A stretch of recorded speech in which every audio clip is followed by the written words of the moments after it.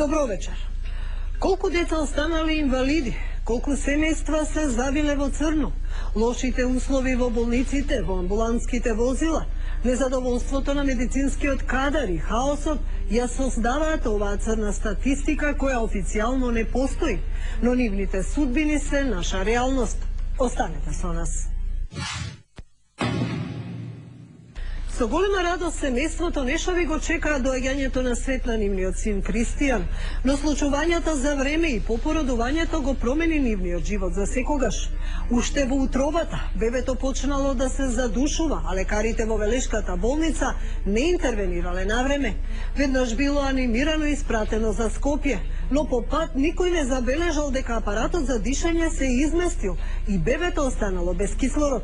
Кристијан преживеа, но последиците ќе бидат трајни. Владимир Тевчев ја има оваа потресна сторија.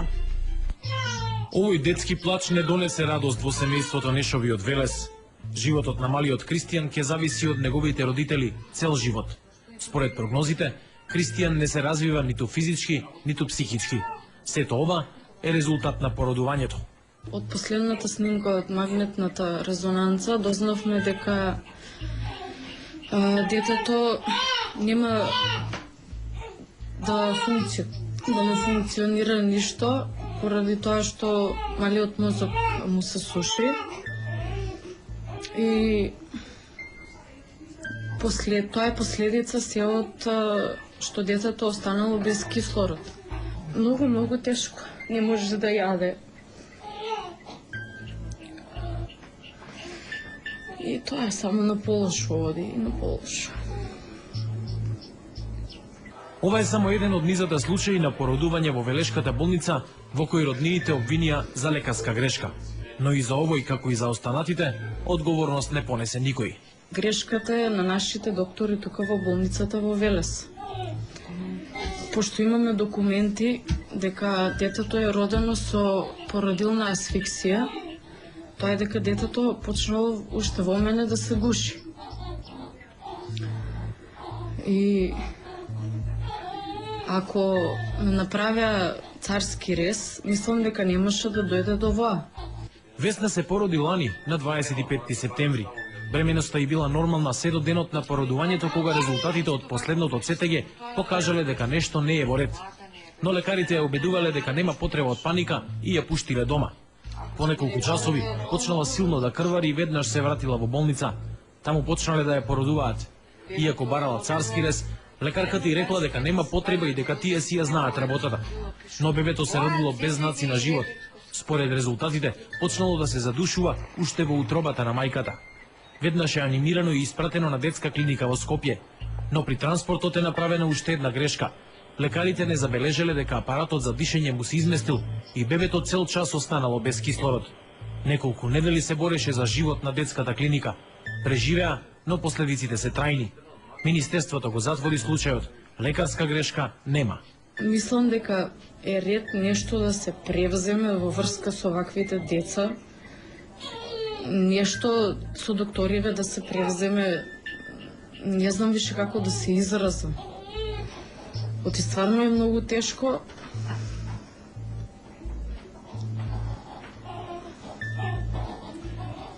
Ке барате ли одговорност? Па да. Мора некој да одговара за това. Но одговорност од лекарите во Велешката болница најавија дека ќе бараат и други. 2010-та беше црна година за оваа медицинска установа. На породување починаа 3 бебиња и една родилка. После операција на слепо црево почина 10-годишно дете, а неколкумина се пожалија на несоодветен лекарски третман кој доведе до трајни последици по нивното здравје. Лекарите од Велешката болница подолго време апелираат дека нивниот број е мал и итно се потребни вработувања. Но никој од нив јавно не сака да го каже тоа. Директорот контра лекарите. Сега имаме доволно. Со аспект да очекуваме за 2-3 години како од луѓето во пензија и по други основи, нашиот да бидеме припремени и за таа ситуација. А секако што повеќе запослување подобро. Во меѓувреме, единствениот случај во Велешката болница кој може да добие судски епилог е смртта на 45-годишната Лила Мајсторова и нејзиното бебе. Предметот е веќе во обвинителството, кое треба да реши дали ќе подигне обвинение против лекарот кој е породил. Но тоа ќе биде мала сатисфакција за семејствата како на Весна Нешова. Грешките на лекарите, ако ги има, на овие семејства трајно им го менуваат животот.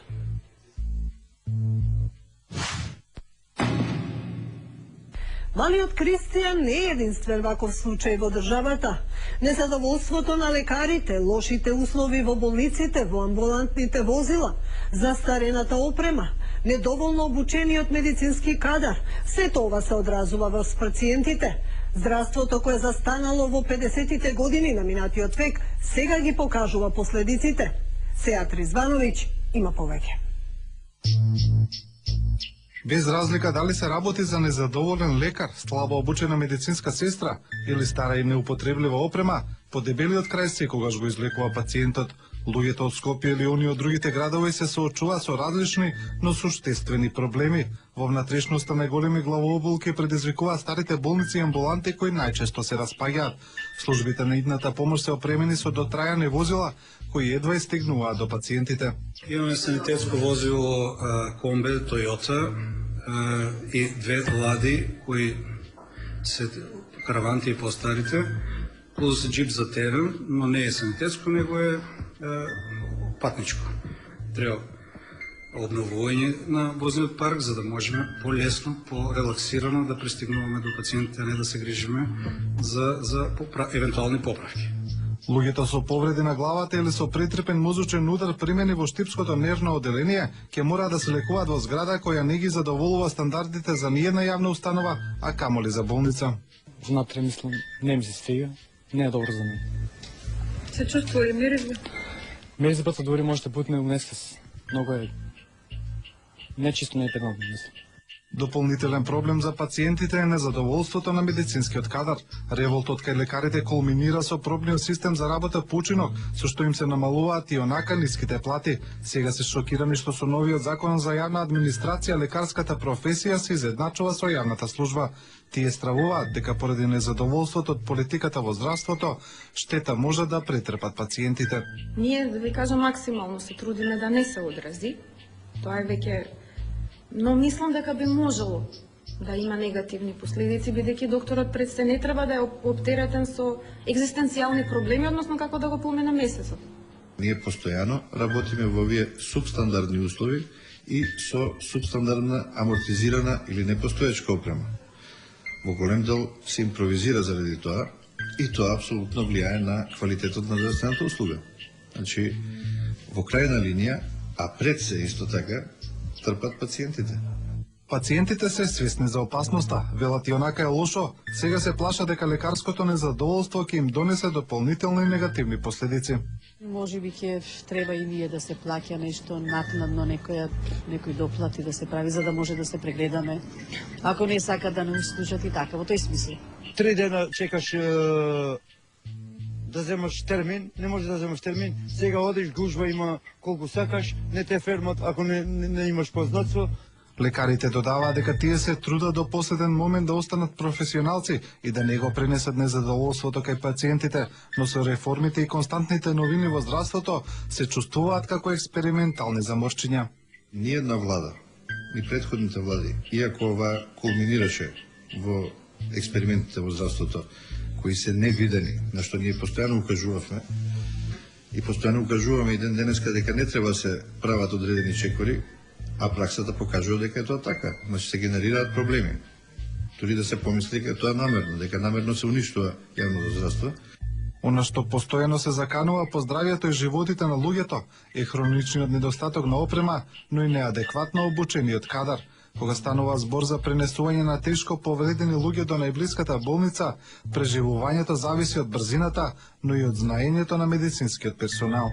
При транспортот многу е битно да имате специјална екипа која што знае да направи така наречена реанимација на пациентот. Тоа значи дека треба да возможни адекватен снабдување со кислород, значи одржување дишни патишта, после да има едно обавезно стане на венска линија која што ќе држува колку толку стабилна циркулација во телото и треба да знае во секој случај да може да интернира во било кој момент да направи некоја процедура битна.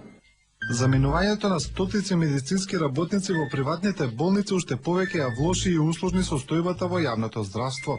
За решавање на наталожените проблеми од надлежните доаѓаат нови ветувања дека ситуацијата ќе се подобри, иако е повеќе од евидентно дека работите одат во спротивен правец.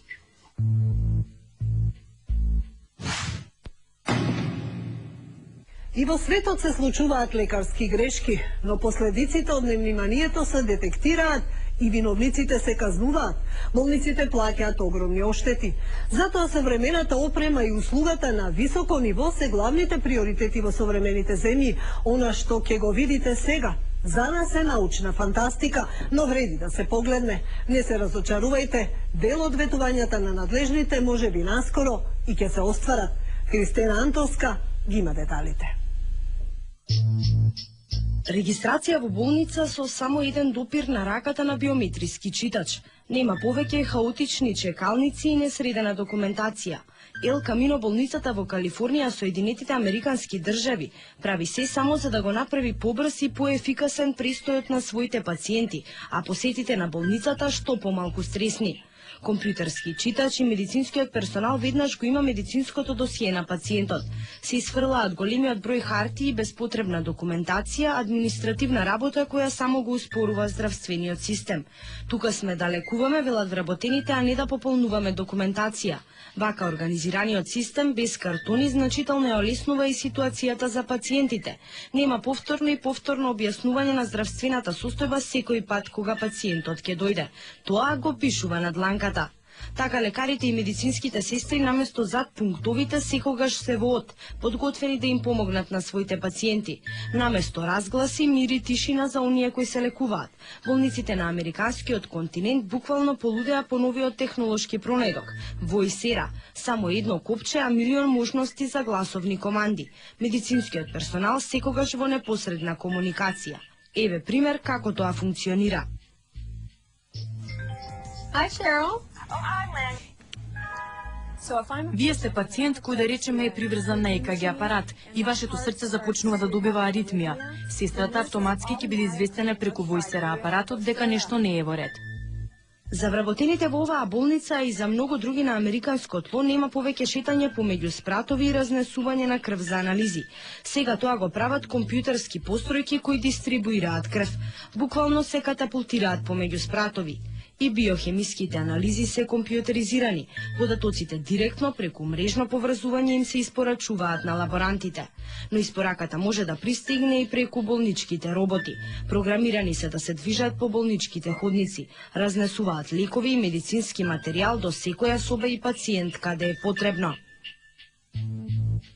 Овие компјутерски разнесувачи никогаш не се губат. Буквално ги полниме овие движечки компјутери со електронски мапи од болницата. Има шематски приказ на болницата и навигира преку него низ болничките ходници. Напреднуваат и болничките кревети за интензивна нега. Тие зборуваат преку 20 јазици. Наједноставното прашање на медицинската сестра, каде чувствувате болка, креветот може да го преведе од германски и јапонски, но и на јазикот фарси. Благодарение на напредната технологија, само со притискање на едно копче во возилата за брза помош, може да значи спасен живот. Возилото е мрежно поврзано со болницата. Сите податоци за состојбата на пациентот ги емитува до болничкиот компјутер, па дури и до мобилните телефони на докторите. Во случај на срцеви удари, кога секоја минута е важна, податоците се пренесени до болницата, а персоналот за брза интервенција веќе составен уште пред да пристигне пациентот. И напредокот во медицинската технологија не застанува тука. Ова е оперативна сала на иднината. Доктори кои можат да оперираат и од својот дом, апарати кои пренесуваат тродимензионална слика и доктори кои наредбите, па дури за тешко сложените операции, ги даваат на роботи операнти. Американските лекари предвидуваат, по 50 години медицинската технологија ќе напредне толку многу, што неверојатно и овие снимки ќе бидат гледани со подсмев. Исто како што сега со подсмев ги гледаме оние од 50-тите на минатиот век со визии за болници на иднината.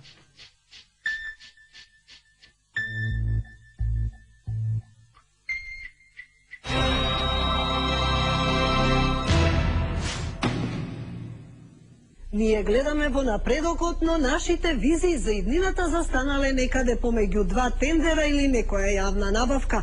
Останете во добро здравје, се гледаме за 7 дена.